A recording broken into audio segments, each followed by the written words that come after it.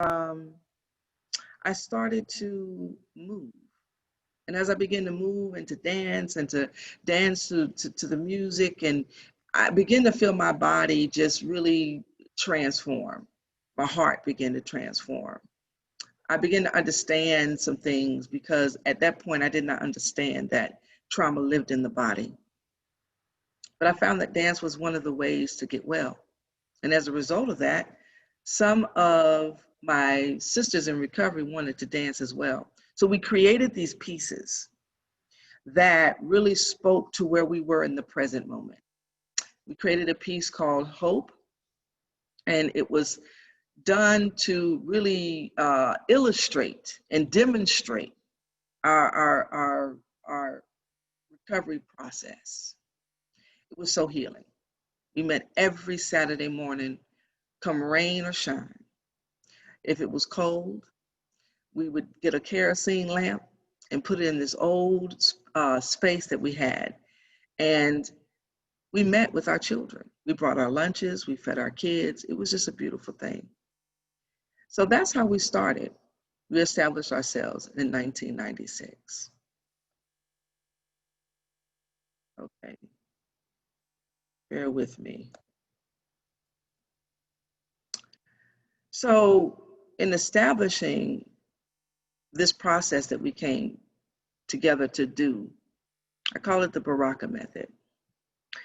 And it's a facilitated, interactive, yet self-directed approach to finding self, solutions, healing, recovery, community, and support. In 1995, we were the Baraka Dance Institute. Again, we came together, rain or shine. We started our day with a check-in. We warmed up our bodies. Then we would dance across the floor. And then we would create based on the conversations we were having. And then 2005, I moved back home to Atlanta, and I changed the name to Dancing in Purpose. I didn't realize that I was going through this process. It went from the Baraka Dance Institute to Dancing in Purpose. And I was really outlining what was going on in my life in regard to this creative process. And then in 2015, it turned into Rise, where I came out of the church, because I used to do this in the church and in isolated communities. And when I became a CARES, I learned that I could live my recovery out loud. So I asked my peers here in Atlanta to join me to do what we call the Baraka Method. And peers from all over the state of Georgia joined us. And then in 2016, we did our first Chronicles of Hope because Georgia Council of Substance Abuse said, okay, you got an idea? Let's try it. And I was so thankful for that.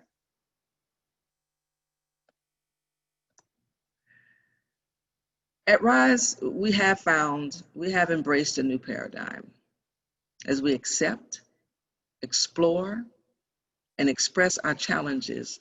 We find healing, find the commonality in the human experience, and live beyond diagnosis and accepted limitations. We learn that the stigma is a lie. We can create our own paths, guided by the creativity laden within us. Now, this part, I wanted to highlight these words. Although I'm not a wordsmith, I do believe words can sometimes be the diving board from which we begin to express and create. So I wanted to highlight some of the words that we find in this piece. Accept, explore, express, finding our healing, commonality, create, paths, creativity. We paint away our depression, dance away our anxiety, sing through our cravings, and live our way into better lives. The truth is that we are not the fringe of our community. We are everyday people with individual challenges that are capable of growth and change. We are the worst and the best of us all, and we are here, sharing our stories, sharing hope, educating, and advocating. And our motto is art plus recovery equals freedom. And that was written by one of our peers, Avi and Reese, in 2017. And so I want to look at art. We're going to look at the equation art plus recovery, understanding that art is the creative part. We're going to talk about that. But the recovery remains the same.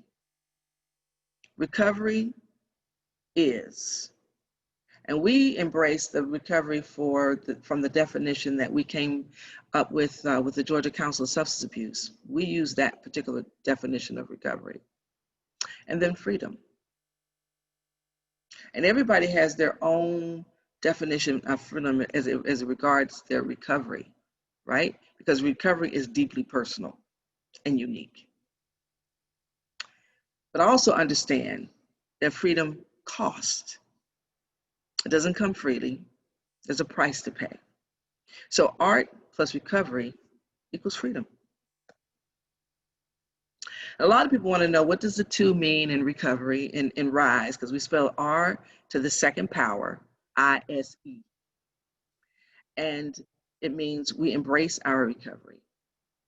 That means we embrace the good, the bad, the ugly, whatever it is. We embrace our recovery.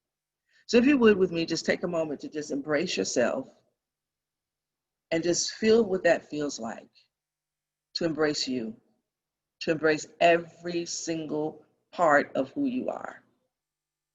That's what we do.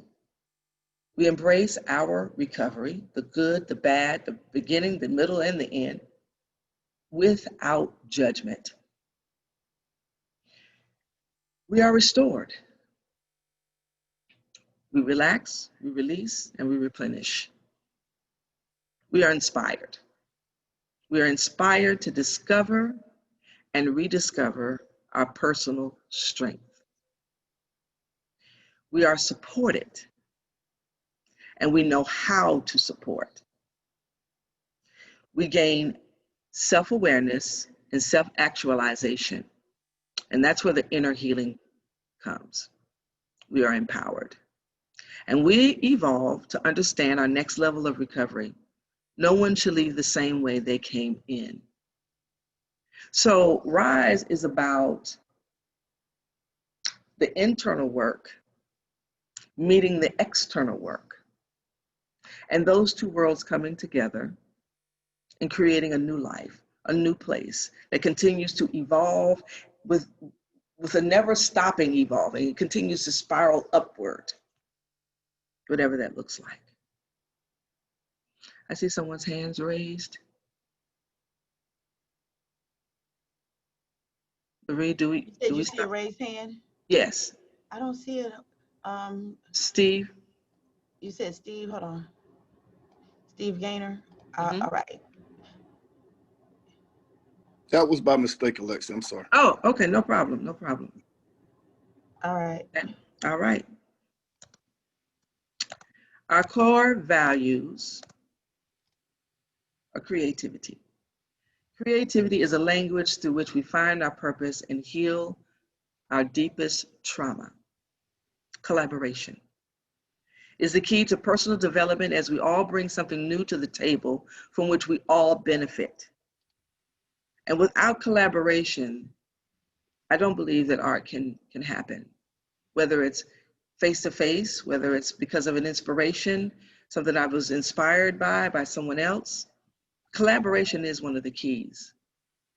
Recovery is a lifelong lifelong journey, and the sky is the limit, deeply personal and unique to each person. We believe that. Community is the necessary to heal and create safe spaces for process. We're going to talk about process later on in this presentation. But community is very important, because I believe that the only way you can become the whole you, the best you, is if you have a collaborative community from which you can draw from. And then authenticity. We all have unique gifts we all have unique gifts And to neglect authenticity is to neglect self. And so my recovery has brought me to a place where I accept me. It took me a long time to do that, but I'm okay with me today. And I'm sure every one of us here can say, I am okay with me today. And if you're not, you're on that journey and you're going to get there. Because without being authentic, you can't truly bring what you have to the table. So these are our core values. So I want to ask you, what is art? Let's see here. Alexia, do you want them to raise their hand or you want them to put it in the chat box? They can raise their hand. All right. Anybody want to answer what is art to you? Okay, Penny. Unmute yourself. Hey, I think it is an outward expression of our inward experience. That's good. That's good. Okay. Catherine? For me, it is an expression of how I feel. It is easier for me to put it outward, whether through movement or a painting or a story, than it is for me to tell somebody how I feel. Right. It's good. All right. Crystal? Unmute yourself, Crystal. Hello. Hey. Hey. All my answers were stolen, but it's an expression. It's a form of freedom to me. That's what I would say. A form of freedom. Okay. It's You have good. time for more, Alexia? Yes. Okay. Sabrina? Unmute yourself. Okay. Hello. Wow. Thank you guys so much. This is awesome. It's a wonderful expression of my heart and my spirit. As my body kind of let go of the daily everything that my mind has going on. So it's like a freedom and a sense of peace for me. Beautiful. Wow. One more? One more? Okay. Miss Croft? Jocelyn, unmute yourself. For me, it's a release of expressions of thoughts and feelings, whether it be through physical art on canvas or motion through dance. Beautiful. Alexia, you got time for just one more? Because it's just Yes. one more person who has Yes, their I do. Yes. All right. All right, Rika. Hey, art allows my soul to be free without restrictions. Thank you. Beautiful. So we heard outward expression. We heard inward healing. We hear let go. We hear the word freedom. I heard the word heart. I heard the word expression. Beautiful.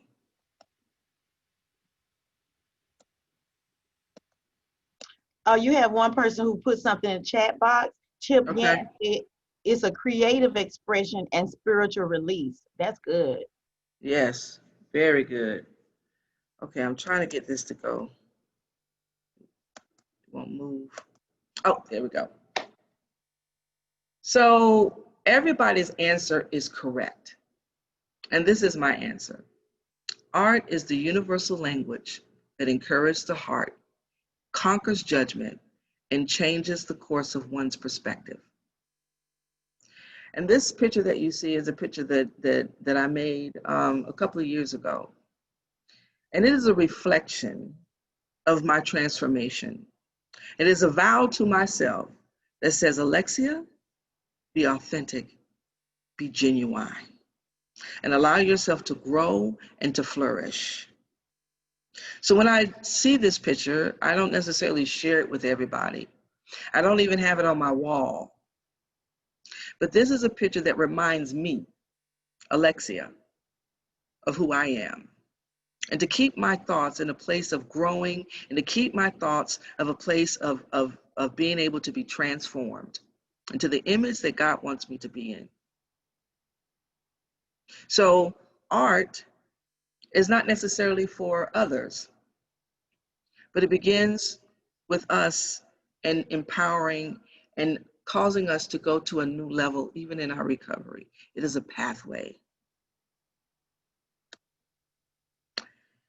As I was getting ready to do this webinar, which I've been wanting to do for the last year, and I met with a couple of my mentors in regard to how to really share my process, I wrote this piece. Art is a language that is universal, interpreted through the heart gate, visualized through the eye gate, captured in the heart by passing a mind that tends to judge, misinterpret, and dismiss. Art is like recovery. There are multiple pathways, winding roads, steep hills, and low valleys through which we discover and rediscover ourselves and the world around us. Art. A language that yells, cries, explains, opens doors, is at the end of the equation, giving the solution. So we create, we sing, we dance, we paint, we write, just to get to the place called there. The clear water at the bottom of the well. Art is creation. It is the beginning, the middle, and the end.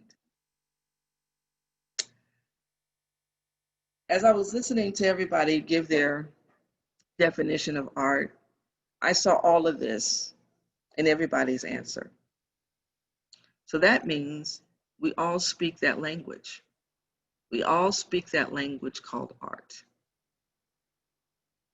So, okay, let me just keep going. There is no right or wrong way to express our emotions, experiences, or perspectives. There are many modalities and multiple pathways. Recovery gives us a choice. Art plus recovery equals freedom. And art gives us a choice as well. So let me just stop right here and just see if anybody wants to add to the conversation. What's coming up for you? Maybe about 3 people. Just raise your hand.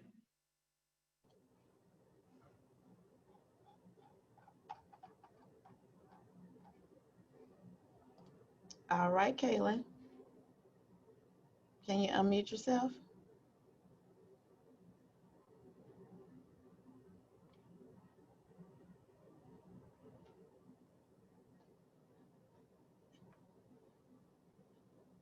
Do you have a mic, Kayla?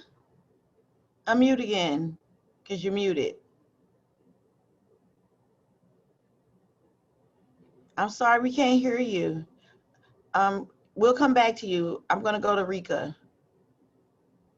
Hello, everybody. For me, art has always been a way to express myself, but when I went to rehab, I picked up coloring, and it kind of took the place of the drugs for me. It was something that allowed me to release everything that was keeping me stuck. And just coloring is so peaceful for me, and it did everything that the drugs did for me. So art is kind of like my coping skills, and it took the place of what the drugs did for me. Even with my writing, I've been writing all my life, but it's so fulfilling, and it allows me to release everything that I was given to the drugs, so to speak. So yeah. Thank you for sharing that. Thank you for You're sharing welcome. that. It's beautiful. Thank you. I have Jocelyn Croft. She wrote in one of her modalities is writing. And then I have Galaxy Note 9. They ask, is art our part of mind reflection to examine our own spirit? Is it? Is that the question? Is it? Yes. Yes. Yes, it is. Because it all starts within ourselves as individuals. Yes, it is. You know, there's a part of the brain that has no words. There are screams that we never yelled. There are words that we were never being able to express because we were told to shut up. Where does all that go? It goes inward. It goes deep within. It goes into the muscles, it goes into the heart. And where does that get released? I believe that it gets released through art, through an expression that does not have to be articulated with words, because sometimes there are no words. So the gates that I have here on this slide are very important. That we use the eye gate so that we can see, right? Because some people are visual. The ear gate, because some people use their ears to hear what they need to feel. Some people feel through the nose gate with aromatherapy. Some people feel through the mouth gate with poetry and song.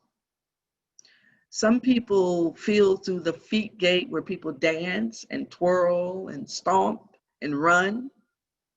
And some people feel through the hand gate where we color.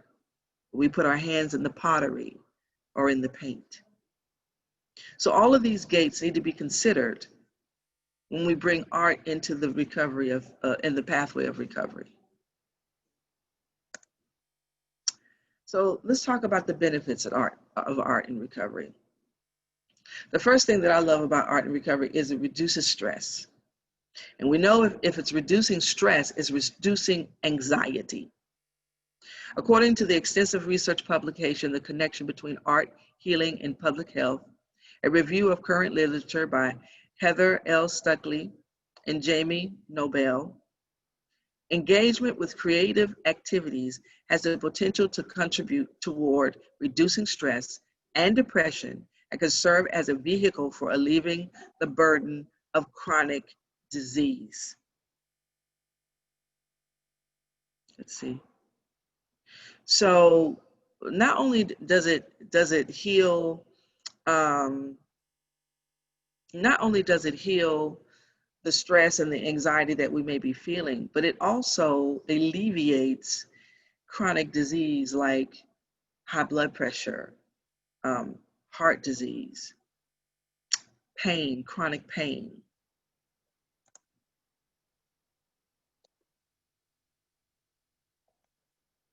Okay, trying to get it to move.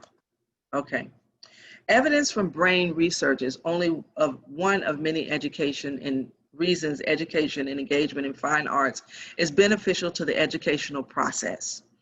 Eric Jensen, one of the leading translators in the world of neuroscience into education, states in his book, Arts with the Brain in Mind, says, the systems they nourish, which include our integrated sensory, attentional, cognitive, emotional, and motor capacities, are in fact the driving forces behind all other learning. And so for quite some time, I did a lot of work with young people in a inpatient program. And we were having just difficulty with them because they kept running. And so the director there gave me an opportunity to start moving with them, dancing with them, doing all kinds of art, and the running stopped. Because they then began to have an opportunity to learn about recovery and to use the cognitive and the emotional, and all of that was being poured into a place that could contain it. And I remember so many times in the middle of doing what we call stepping or stomping, we did a dance with like 20 boys, and we painted their boots different colors, and they stomped and they stomped and they stomped, and with rhythm and song and movement.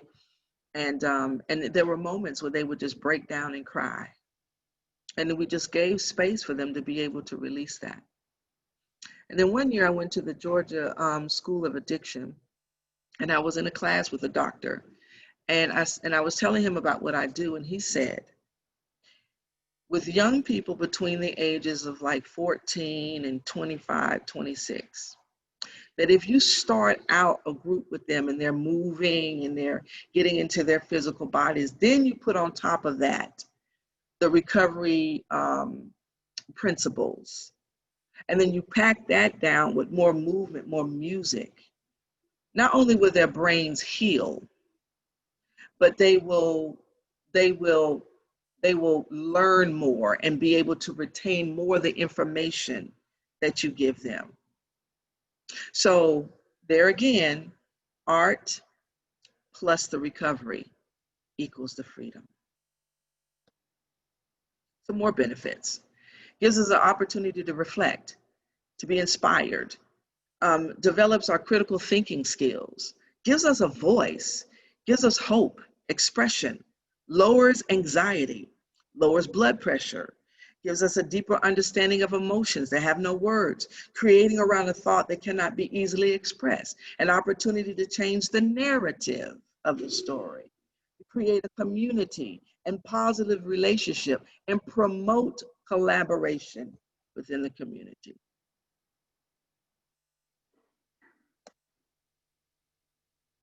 So how do we use art to embrace our recovery? Again, the Baraka method.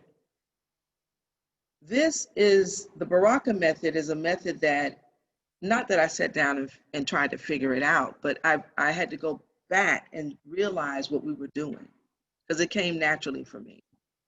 It is a facilitated yet self-directed approach to inner healing through artistic expression.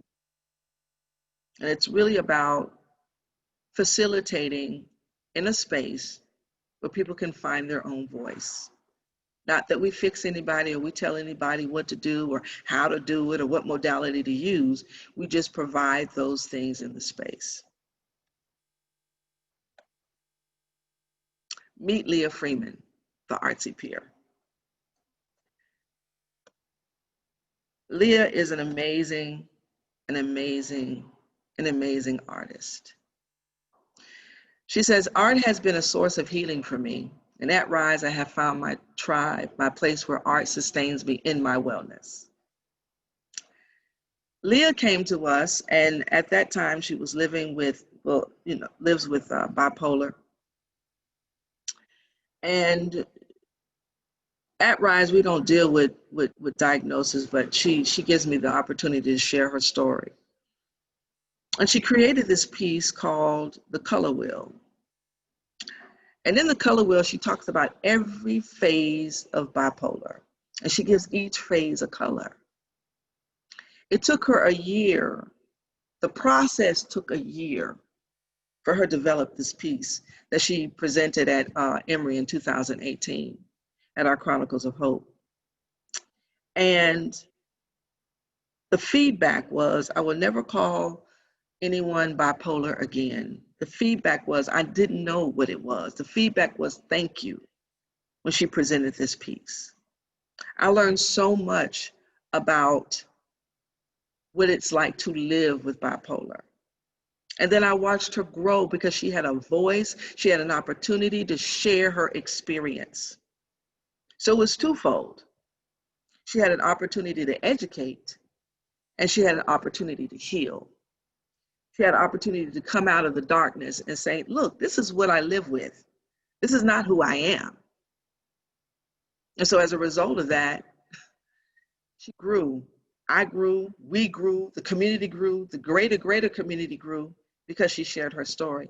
And she did it in a way where she wasn't talking, just talking about it, but she sung about it. She danced about it. It was powerful.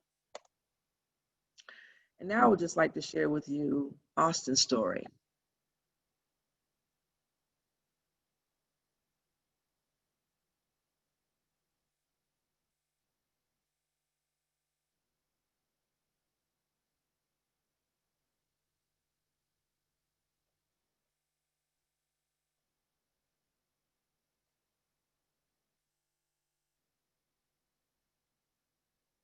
In my recovery, see me running through an open door.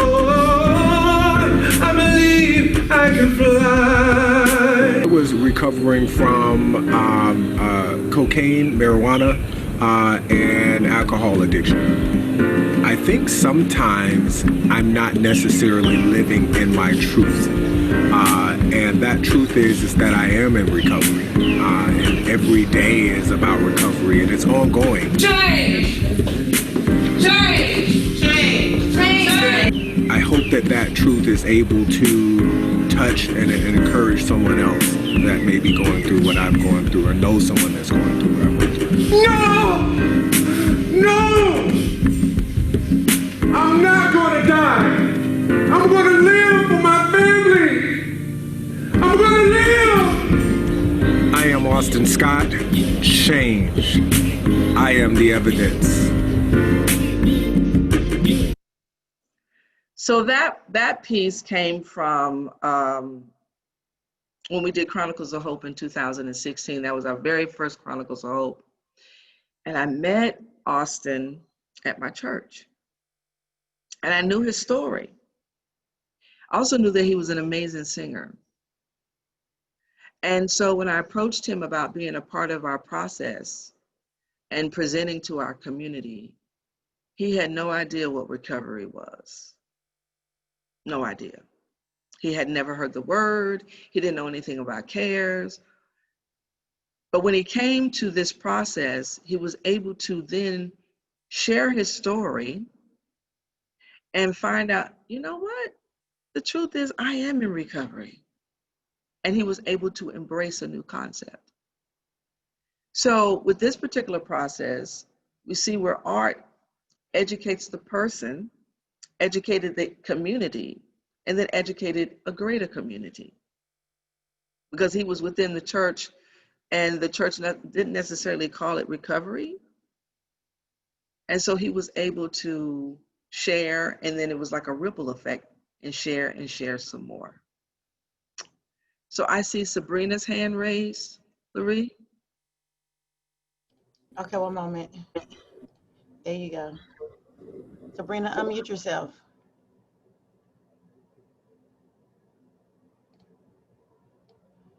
Okay. Hello? We can hear you. Hello? Hello? Can you hear me? Yes.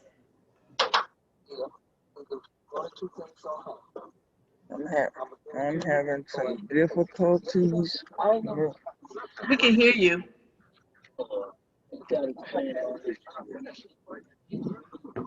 We'll go on to the next person then.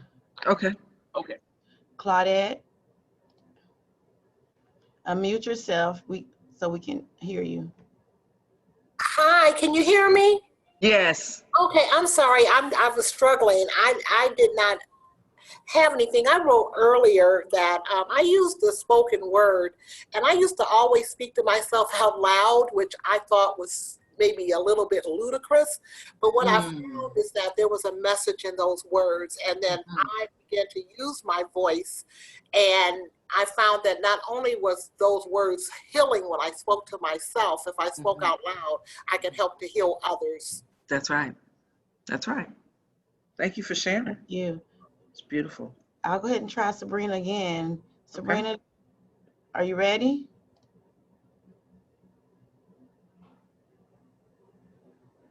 All right, that's all we have right now. Okay. Yeah.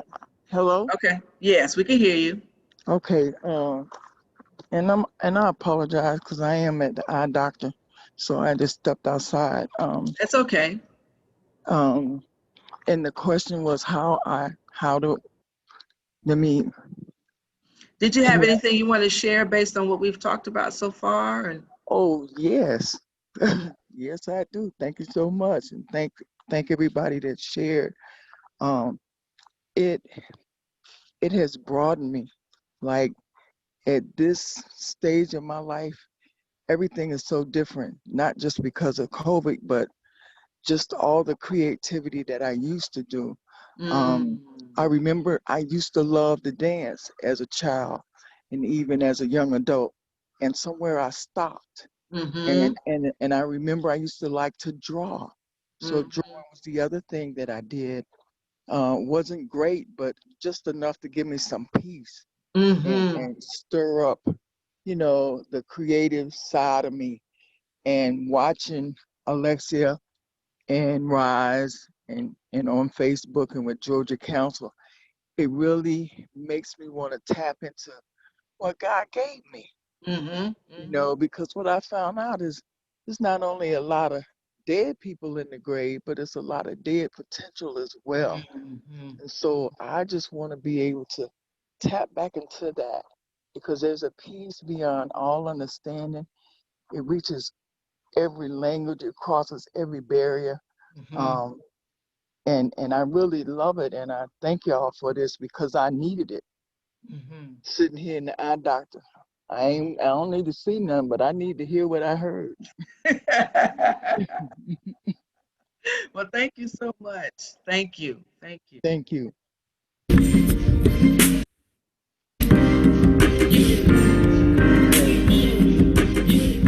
Okay, that's it now. Okay, let me see if I can get to the next slide. Let me see. Let me go to the next slide. All right. So let me introduce you to Corey Jones.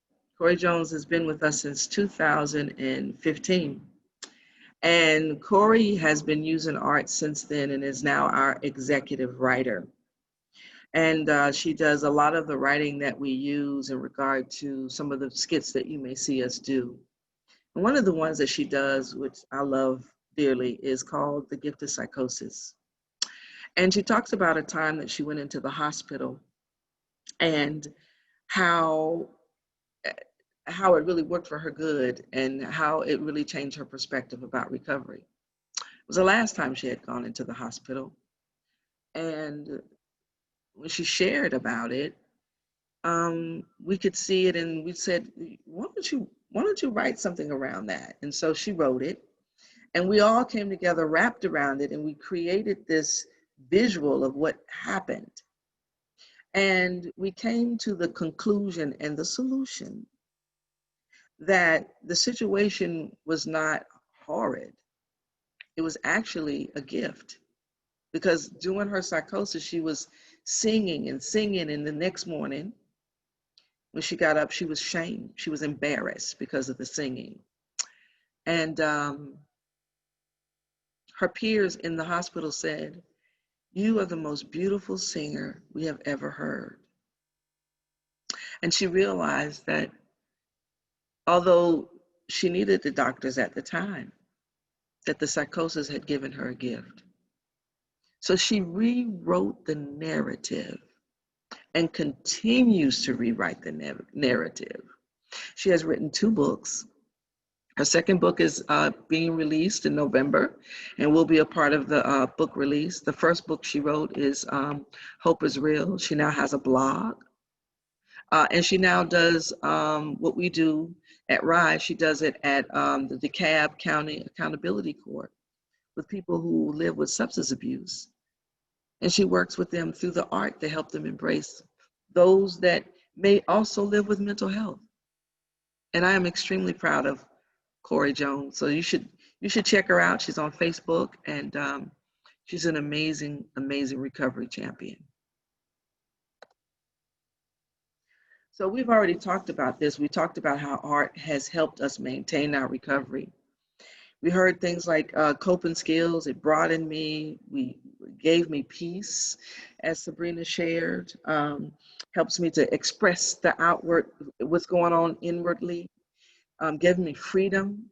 We've heard these things as we shared. So now we're going to talk about Art Plus Recovery as it concerns peer support. And that begins with providing a space. You had a hand raised. Is it okay to? Oh, go ahead. Yes, go ahead. I'm sorry. Okay, that's okay. Rika, did you still want to ask your question? You can unmute yourself.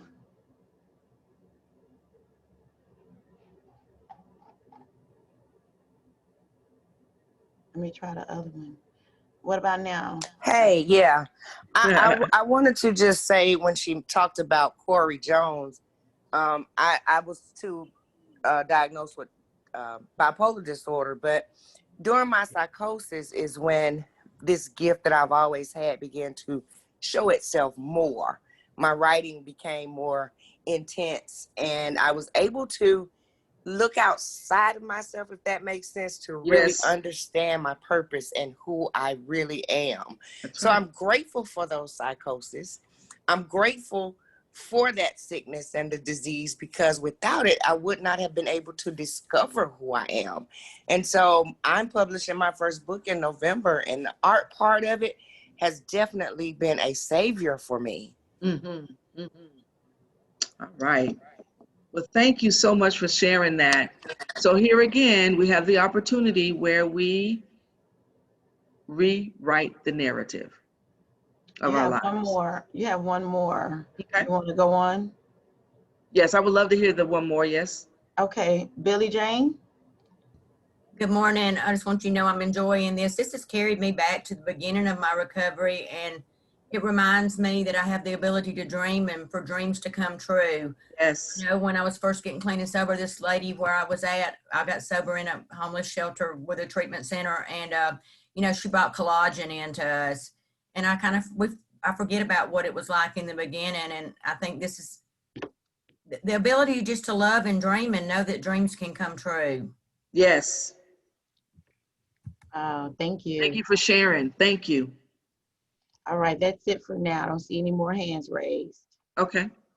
So let's talk about the space. Let's talk about how as we do our peer support work, how do we approach the space?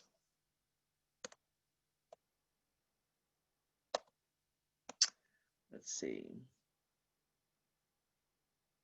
Giving me a hard time. So for a long time, we were in a dance studio in Decatur, and some of you all may have known when we were there. And so we wanted to paint. And I was like, y'all, we can't get the paint on the floor. So we started dreaming up. You know, we started talking about what we wanted. We were like, yeah, well, Sam Rapier was with us at the time, and he was like, you need a warehouse. We need a warehouse. And you know, we need a dance floor, and we need mirrors, and so we began to dream about it. So I found this office space, and I thought it would work, and I was like, we could cut that wall down, and we could move this, but it still wasn't the right space.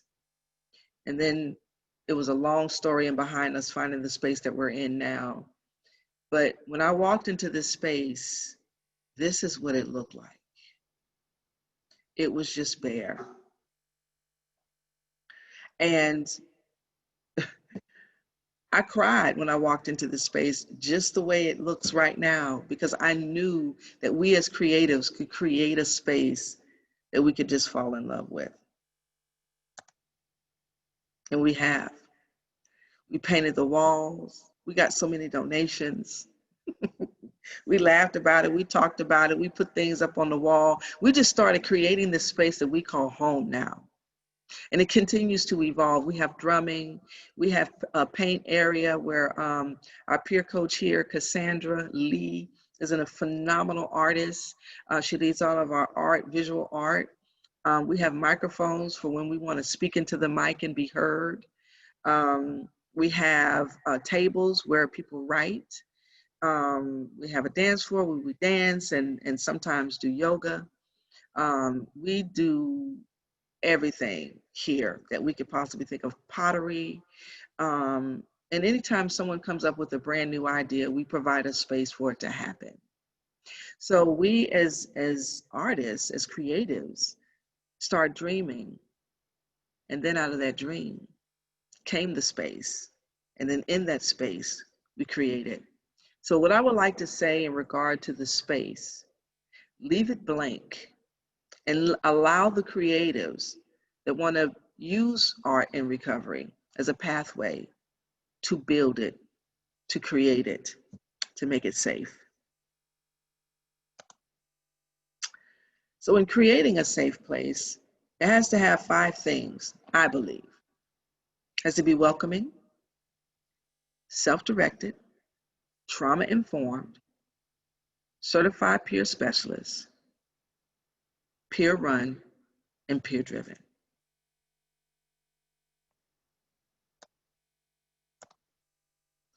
So what does it mean to be welcoming? And we get this a lot. I feel at home when I come to Rise. And so, again, this is how we do it at Rise. First of all, when people walk in the door, They need to feel accepted. And I knew we had accomplished this when we had one peer say, you know, I go to a lot of places and nobody remembers my name. But when I come to Rise, people remember my name. And so people need to feel accepted, feel like they're at home and welcomed. The second thing is freedom. You know, no one's telling you what to do, where to go, how to do it. You just have a place where you could just be free. Then an environment that's friendly. You know, if you want friends, you got to show yourself friendly. And then a space that is informed, where people can be informed about, and we're still yet working on that, but to be informed about what we offer, what's possible, right? And have the resources that we may not have, but maybe in our community. That's important. And again, here I have here, recognized by name. And let me go back to acceptance, because it's about whoever walks through that door. You have to accept them for who they are. You don't try to fix anybody. If someone wants to take a canvas and just paint it black, then if you understand the art language, then you can coach, you can inspire, you can restore. And then at the end here, we have all the senses are engaged: sight, sound, smell, and touch. And so what do they see when they walk in the room? What do they hear? What do they smell? And what can they put their hands to? And finally, you know, just being real careful about touching people and making sure that you ask first. So at Rise, we have a lot of color and light for the eye gate. We have aromatherapy. We always have music playing. I happen to be in the space now. The only reason why we don't play music right now is because I'm on the webinar. And then we have things that people can put their hands to.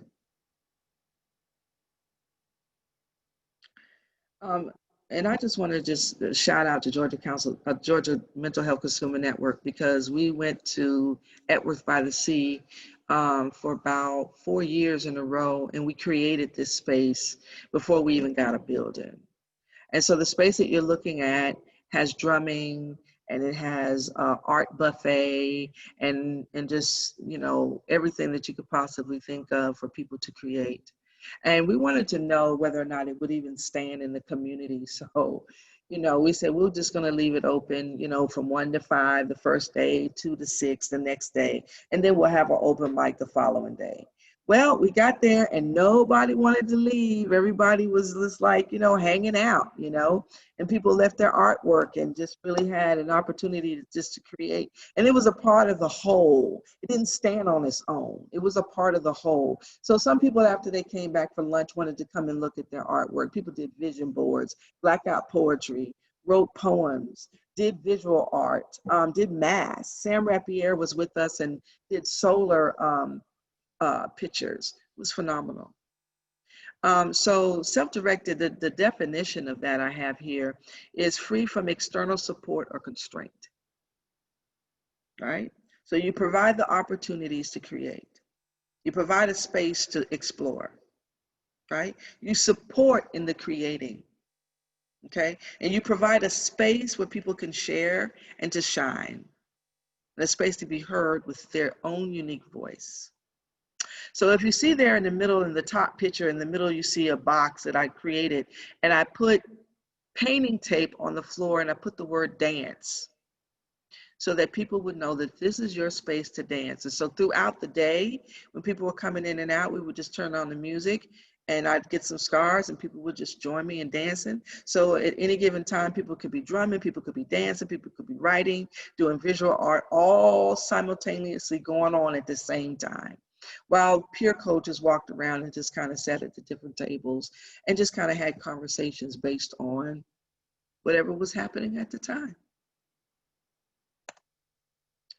Now, the space also has to be trauma informed, okay? Safety. This includes creating spaces where people feel culturally, emotionally, and physically safe, as well as an awareness of individuals' discomfort or unease. Transparency, and trustworthiness, choice, collaboration and mutuality, empowerment, appreciative inquiry. All of these things provide a trauma-informed space. Because you have to understand that when you start creating, it will bring up some things. But it has to be safe enough where if it does happen to come up, then we know how to handle that. So we do that when we get ready to present. We do that with a comfort agreement. So you all may have seen us in the community sharing and our work, and people don't really know what it takes to get there, right? So we have what we call a comfort agreement. And when we did, for instance, when we did the Emory presentation, we served about 500 people. And it was 12 of us. So me, when I get ready to present and share with our team, when we hit the backstage, no one can ask me questions. I have someone else that answers all the questions because I can't. My mind is in a different place. So I just say, in my comfort agreement, please don't ask me questions. We have another period is like you just can't get loud. Now I like to get loud, like I'm talking ha ha ha, but I have a period where I need to now be focused on making sure that my tact and tone is at a certain level to provide this safe place for my peers. Some people have to have a cup of coffee. Some people need privacy, but we do create a comfort agreement so that we can remain safe. Noise levels, we do not judge. There's a non-judgmental zone. And then we ask before we suggest. Well, how about you do this? Or how about you do that? No. Do you mind if I make a suggestion? And then we ask before touching, because we do a lot of improvisational movement. And then some of us are very touchy-feely, so we ask before we touch. And then the final thing is just never assume. So that's how we create our space. When we get ready to present creatively, because we understand now that as we begin to create, things may be coming up for us. We are in a healing process. And then finally, in creating the space, that you provide the modalities that the peers in your community want: dance, pottery, theatrical arts, drumming. So let's stop right here, because I just really said a lot. Let's stop right here. I see some people have put some things in the chat. Is there anything that anyone wants to say or share based on what we just talked about? You can raise your hands or you can put it in the chat box, but let's be interactive. We want to hear from you. Raise your hand, somebody new.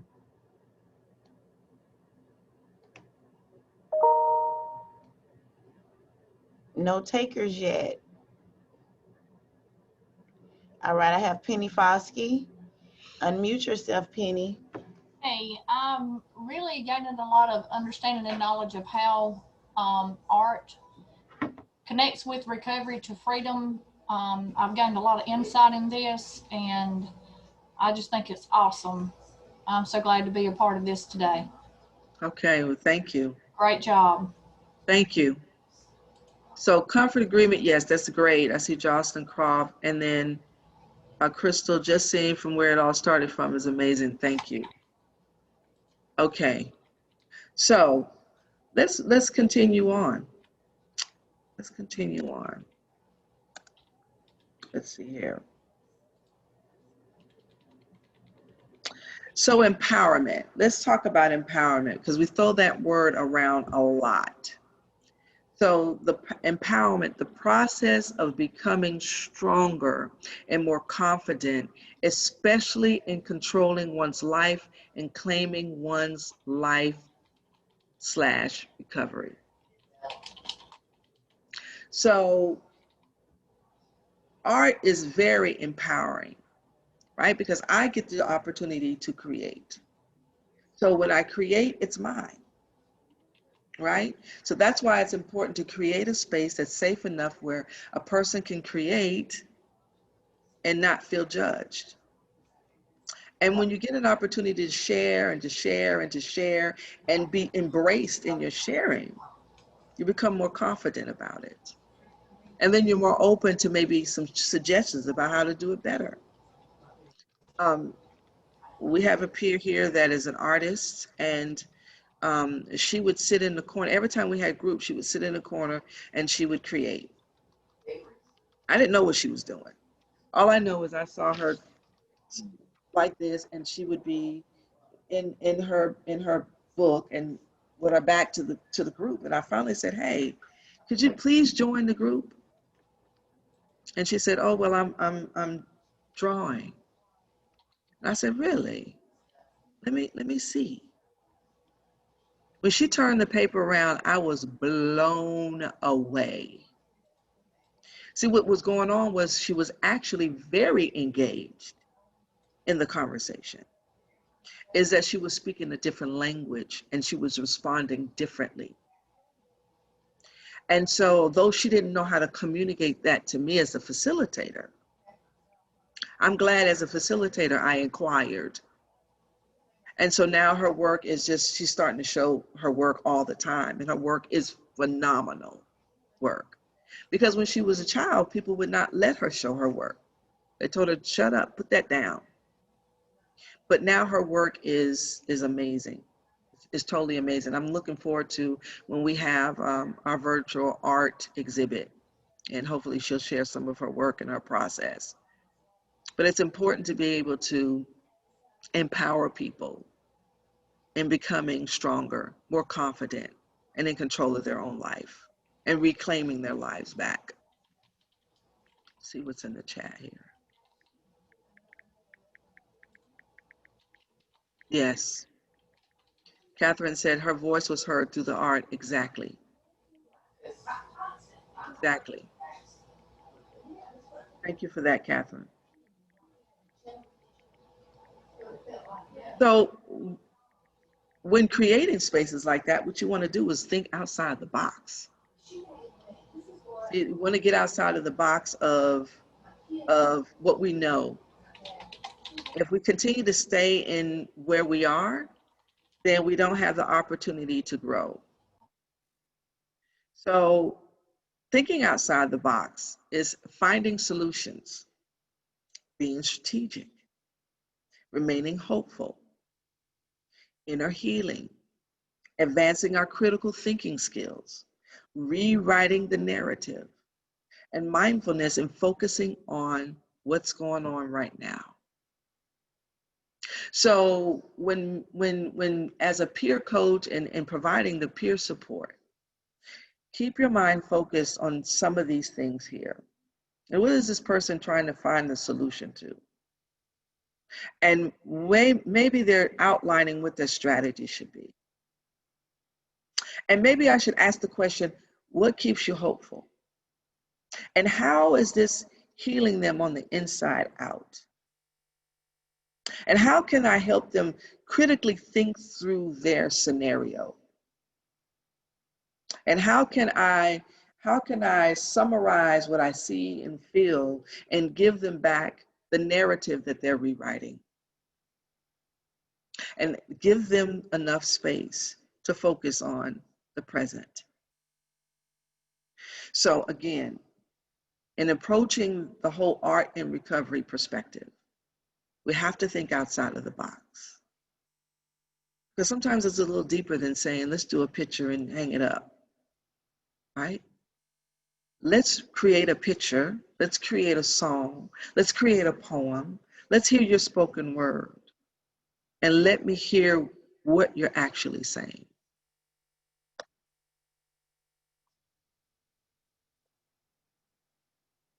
Bear with me. Here we go. This is how we can inspire people. This appreciative inquiry. What keeps you hopeful? What could be better? What's working? What's next?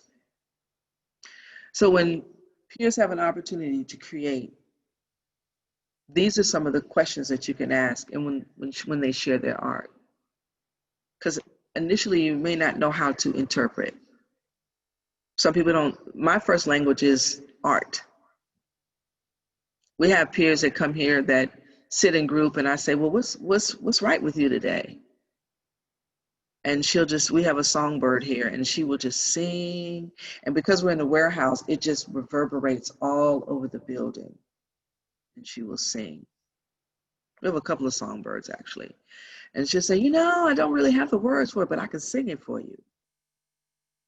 And we just sit there and we bask, and we have these moments of aha within ourselves along with her. And then from there, the conversation flows and ebbs into the direction that it needs to go. So what keeps you hopeful? What could be better? What's working? And then what's next? And then you want to use your motivational interviewing skills. And these are some of the pieces, bullets that I pulled from that. It's like you ask open-ended questions.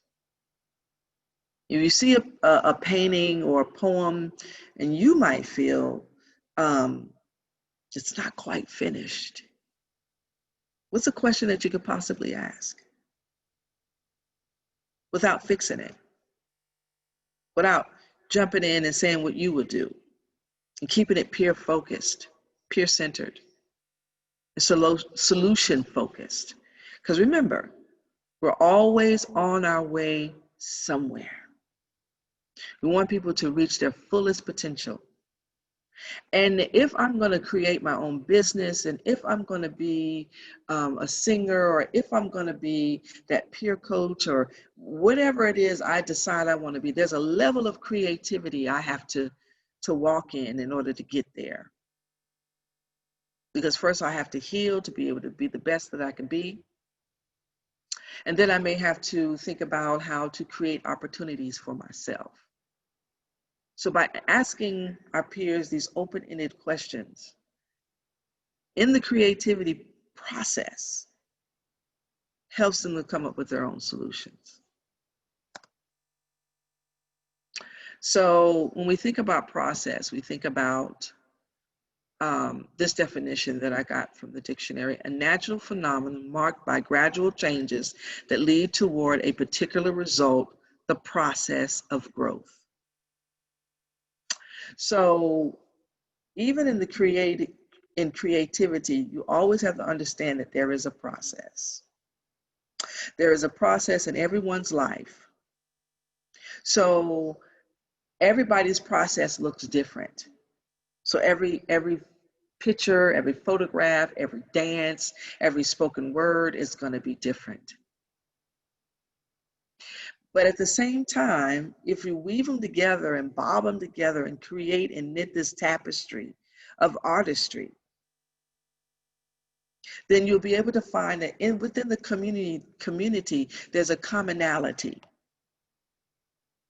And that commonality will evolve out of the conversations that's wrapped around the creative process.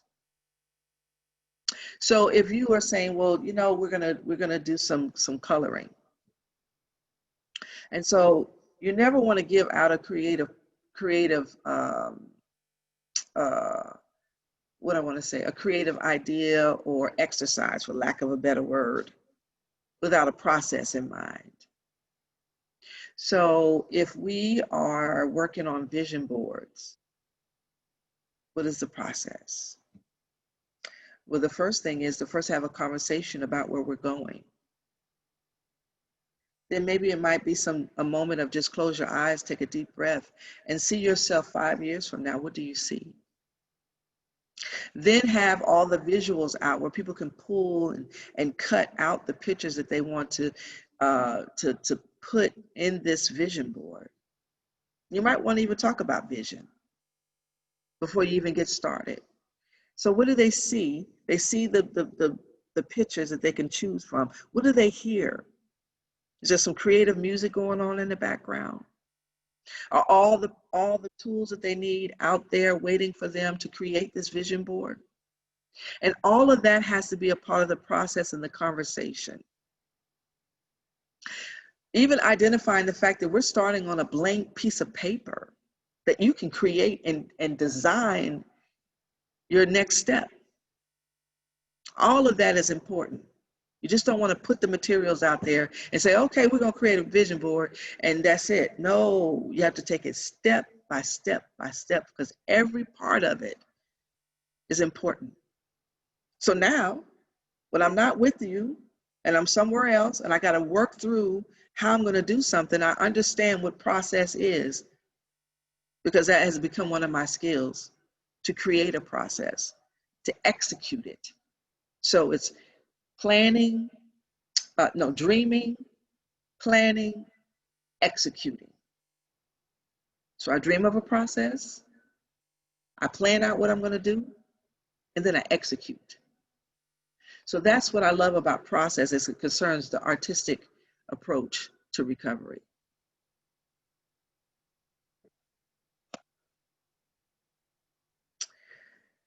Woo, this is a big one right here. A lot of people see us, presenting, but nobody understands the process behind every last one of our presentations. This is not entertainment. There's a piece that I do that really speaks to that. And I start with a song. Summertime and the living is easy. Fish are jumping and the cotton is high. Your daddy's rich and your mother's good looking. Hush, little baby, don't you cry. Now that song takes me in the kitchen with my grandmother. It is not a form of entertainment, me singing to you. This is a song that I would sing to feel better, to be in a place of peace and comfort. It is a song that takes me down the corridors of my heart and my soul to find that place called peace. And so what I want to be is heard. What I want to do is embrace where I am. And what I would like to do is engage you in this process. So at the end of that is, can you see me? Do you hear me? Can you feel me? So it's not entertainment. It really is about healing and having a place to share and having a space to be held safely. Does anybody have anything they want to say or feel or share? Okay. All right. Oh, okay. We have a raised hand. Right, one moment. There you go, Rika. It's me again.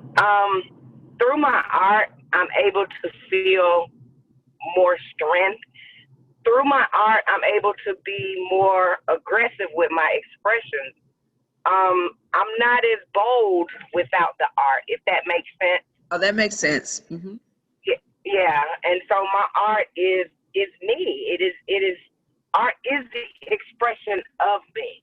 So through my writings, through my drawing, I have been able to find me without having to pick up a drug. And it's the best feeling in the world. And I just want to say thank you for this. Thank you so much. Yes. Thank you for sharing. Thank you. Yes. All right, I have Jocelyn Croft. Well, yeah, Jocelyn Croft. You're ready. I absolutely love the fact that you said this is not for entertainment. Yes. For myself, it's not to entertain my crowd. It's for me to have an expression or a release, That's or right. to find that connection to that memory. Like you said, it brings you back to being in your grandmother's kitchen. Mhm. And I think that's so, it's empowering for me to know that it's mine. It's not to entertain the audience, that Right. it's for my own healing and emotional connection and release. That's right. That's I right. appreciate that. Thank you. And we don't use the word performance. We don't use the word stage.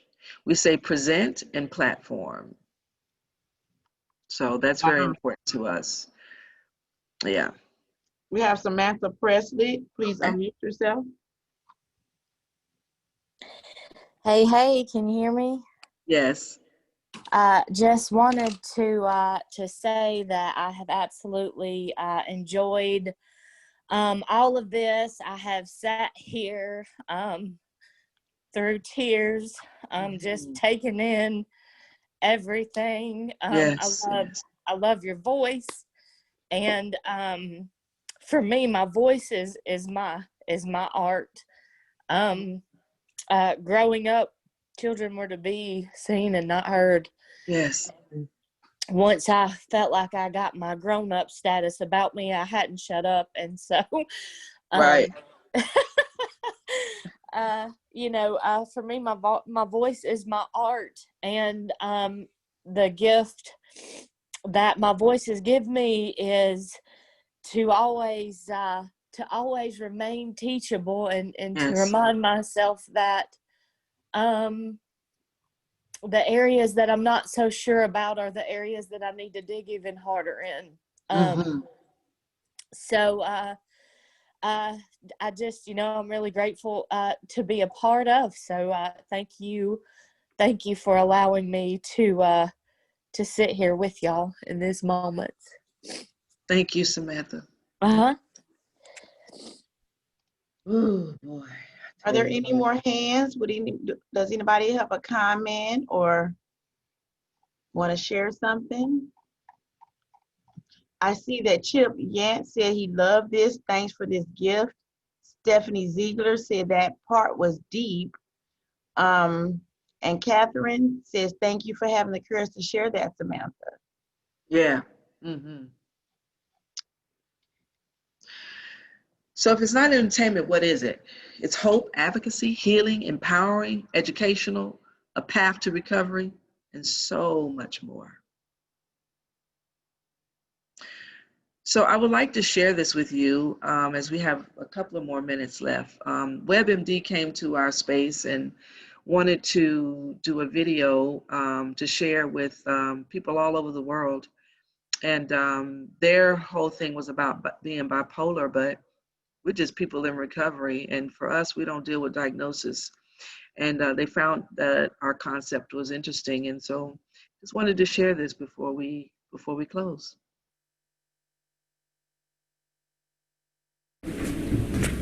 So I hear you have a mental health condition. Does that mean you're gonna snap?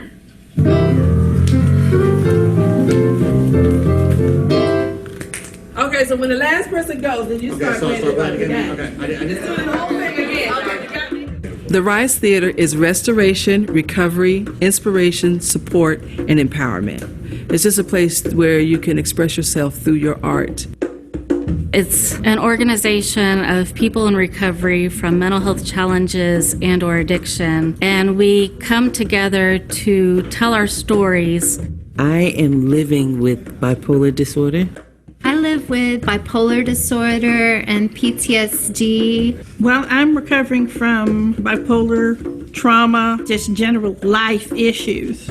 It's very nice to come together with people that are living with different mental challenges. We really give each other lots of love and support. Change is not easy, but it is inevitable. I've met a lot of creative people that are living with bipolar disorder, and this is a way we can just express ourselves. It's very therapeutic for me. If you don't hear anything else I say today, hear these words. Never lose hope along the way. Never lose hope along the way. We will come to a rehearsal with some idea of a story that I want to share with an audience. And then we brainstorm and collaborate and experiment and figure out the best way to get that story across effectively. Then I release, I go. We have a production coming up. It's called The Chronicles of Hope. It's a combination of dance, poetry, spoken word, and theater. I've never tried spoken word before this piece, so it's been life-changing. I can fight, subdue, submit, pay the wicked dues, and then I profit. If it can be sold, I can get off it. I can do anything but quit. This is a chance for my dreams to come true. I never thought I'd be doing this at my age, but hey, when the door opens, you walk through it, right?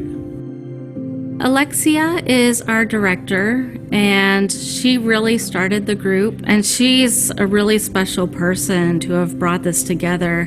Right, but you gotta be close in. Does that make sense? Yeah. Does that look all right? I was a professional dancer here in Atlanta, and throughout my life, I suffered a lot of trauma. Falling into my addiction, when I started dancing in the midst of my recovery, I started feeling better. I started the Rise Theater because I knew it helped me, and I knew it would help others. Today is our last rehearsal for the big show. Are you excited for the show? Yeah, I'm excited. We're ready. We're ready to be heard. We're ready to share our stories. Yeah, we're ready. The nerves are hitting me a little bit, but it'll go away probably once I get up there.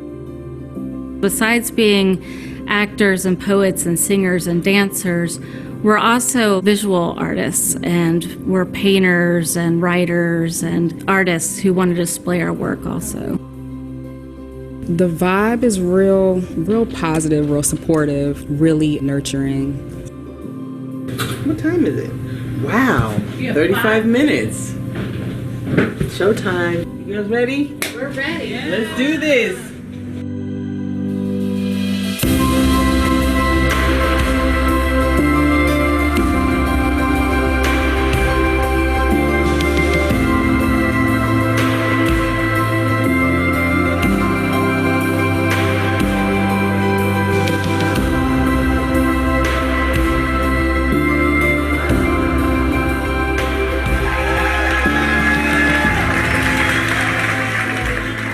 The show went great.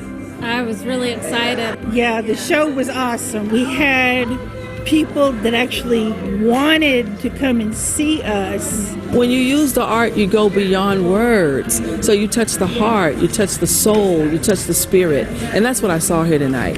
To be able to express yourself and not be looked down upon because you have a mental illness. It's a beautiful thing, and I'm glad to be a part of it.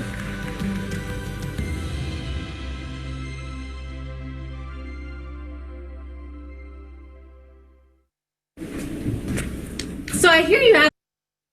Okay. So. A mental health condition. I want to just reiterate again, I want to say thank you again to the Georgia Council of Substance Abuse for giving me this opportunity. This is actually my first time ever having the opportunity to do this. Like I said, it's been a process being able to figure out how to articulate, my approach to art and recovery. So I just want to just encourage and ask everybody to just stay true to who you are, and sing your songs, create your poetry, stay well, and be free. And always remember that art plus recovery equals freedom. Thank you again. Thank you, Alexia.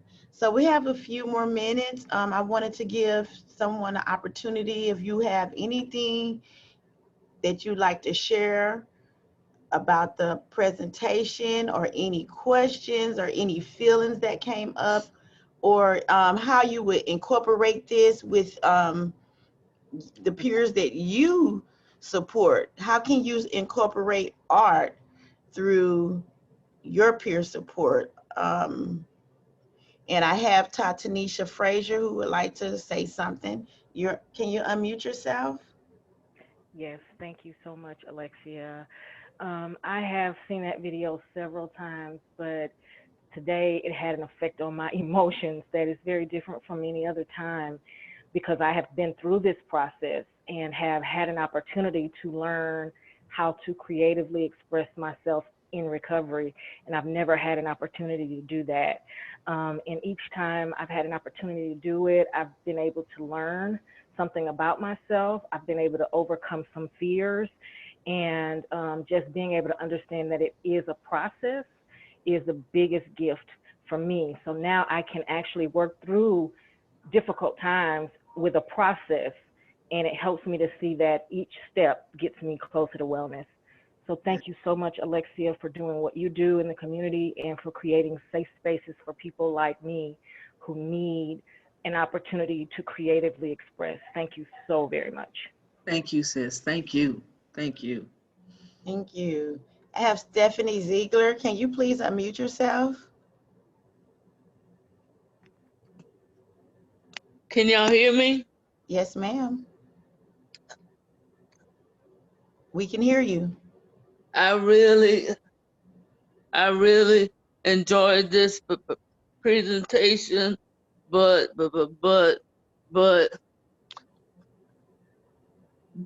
I had tried to take a picture of that part where you were speaking on, where you were talking about embrace yourself, and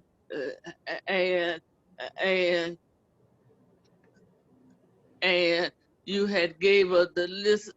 You had gave us a list of stuff, but Stephanie, can I give you Alexia's email address? Can we put it in the chat box and then you can email her for the slide? Is that what, because I see that you had asked for that in the chat. Yes, ma'am. Yes, okay, ma'am. Great, we'll do that. Is there anything else you need to say? Other than that, I really enjoyed this presentation, and I am looking forward to bringing it to my groups at where I work. All right. Thank you so much. We have Rika Jones. Hey guys, when I first started my work as a peer support specialist, I started using art expression with my clients. And what it did for me was it allowed me to be open to see other people's pain. It allowed me to connect with other people. And I also got rid of some of my stereotypes and my judgmental thoughts that I had built up, you know, and so through this art and through connecting, it has allowed me to be open and understanding to other people. So I just want to say that art is a connector to spirits and souls, and so many different things that the world needs healing from is through art. So I just want to say thank you for this presentation today. Thank you. Thank you. I think we have time for one more. Claudette, can you unmute yourself? Yes, I did. I'm sorry, there you go.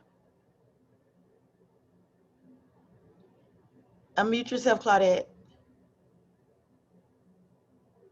Okay, thank you. I'm very fortunate that I have been able to purchase a lot of art through my peers, and I mean, from my talking sticks to whatever I get. And when people come into my home, they just are amazed by it. But what this previous peer said about the spirit and the warmth in it, it shows in their work even when it's on display and they're nowhere near it. So I think I like the fact that we should support our peers in all their endeavors, but it just makes a difference because when I say it comes from people that are like me, then they just know that, you know, it's all in healing and all in love, and that we are just some awesome people. I just wanted to say that. Claudette, did I meet you in St. Simon's? Oh, I'm sorry, I muted her. There you go. Okay. Yes, you did. I actually okay. Yes, you did. And my cable man just came in and fell in love with it. So we need to Wow. get together. Well, Claudette, let me just say in front of everybody that she's not only just saying that, she does that. She is a high supporter, a great supporter of the arts in our recovery community. And I just want to say out loud, thank you, Claudette. Thank you for who You're you more are than welcome. and what you do. Thank you. You're welcome. All right, everybody, it's 1 o'clock, well, 1:01, but I want to thank you, Alexia, for just inspiring us into showing us that art and recovery from mental health and substance abuse does equal freedom. I appreciate all the work that you put into this presentation, and I thank you from the bottom of my heart. If anybody has an opportunity, put the address in the chat box. Go down there and meet them, and get some tools on how to help your peers who may not be able to express themselves verbally. Also, as I said before, this webinar is worth 1.5 CEUs. Write down today's date, the presenter, and the topic. And when we send out this email for the CEU submission, just put it on in there. I appreciate everybody for coming. We have 2 more webinars this year. That's going to be November and December, and I look forward to everyone being here. My email, I'll put it in the chat box. If you have any questions or anything, email me. And thank you all for coming. Thank you. Thank you so much, Alexia. Thank you.